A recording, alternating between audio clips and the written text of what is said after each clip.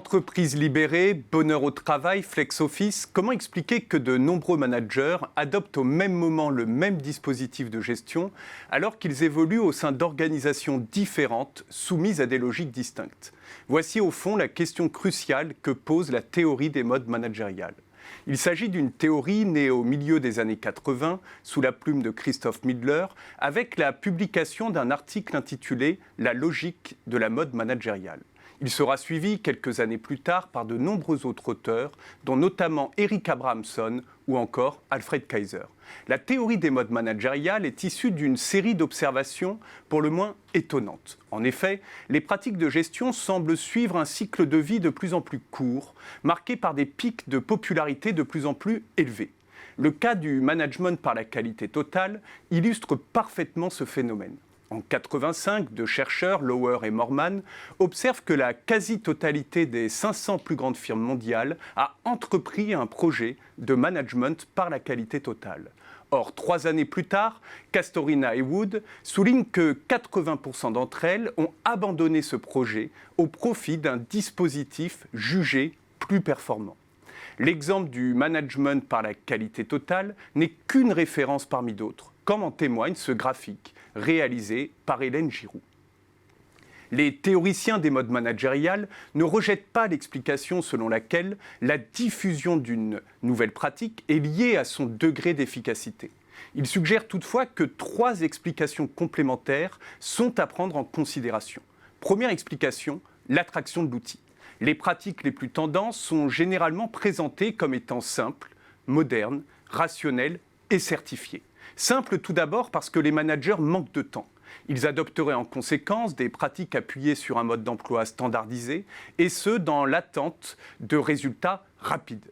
Moderne ensuite parce que les managers sont en quête de solutions nouvelles, de procédés inédits, pour muscler leur performance et doubler la concurrence.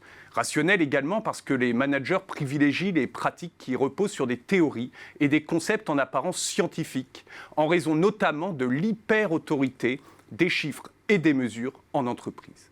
Et certifié enfin car les managers tendent à suivre les pratiques mobilisées par les entreprises leaders et promues par les experts. Les pratiques qui répondent à ces 4 critères auraient en conséquence plus de chances de devenir un jour une tendance sur le marché. Deuxième explication, la persuasion. Eric Abramson souligne que les modes n'émergent pas spontanément, mais qu'une communauté d'acteurs composée de médias, académiques et consultants favorise son émergence sur le marché. Il précise que cela procède nullement d'une volonté collective d'implanter un nouveau dispositif sur le marché, mais tout simplement du fait que chacun revendique l'usage d'une pratique pour renforcer sa position. En effet, un média évoquera une nouvelle pratique pour renforcer son audience, un enseignant pour souligner la modernité de sa formation, un chercheur pour multiplier les opportunités de publication et un consultant pour démontrer qu'il s'appuie sur les meilleures pratiques en vigueur. In fine, l'ensemble de ces comportements individuels tend à favoriser l'émergence d'un consensus qui place à un instant T la pratique comme étant un symbole de performance. Troisième explication, l'imitation. Les dirigeants les plus réputés auraient en effet tendance, notamment pour se distinguer, à adhérer très tôt aux nouvelles pratiques de gestion. Le désir d'être associé à cette élite inciterait les managers à imiter ce comportement. Les premiers adoptants perdraient alors le prestige associé à l'exclusivité de la dite pratique et se tourneraient de façon ponctuelle vers une nouvelle approche, moins répandue, pour réaffirmer leur individualité. Autrement dit, lorsque les organisations peu connues ou réputées pour être peu innovantes adoptent une nouvelle pratique, les entreprises leaders et progressistes s'apprêtent à l'abandonner. D'où la succession sans fin des modes managériales.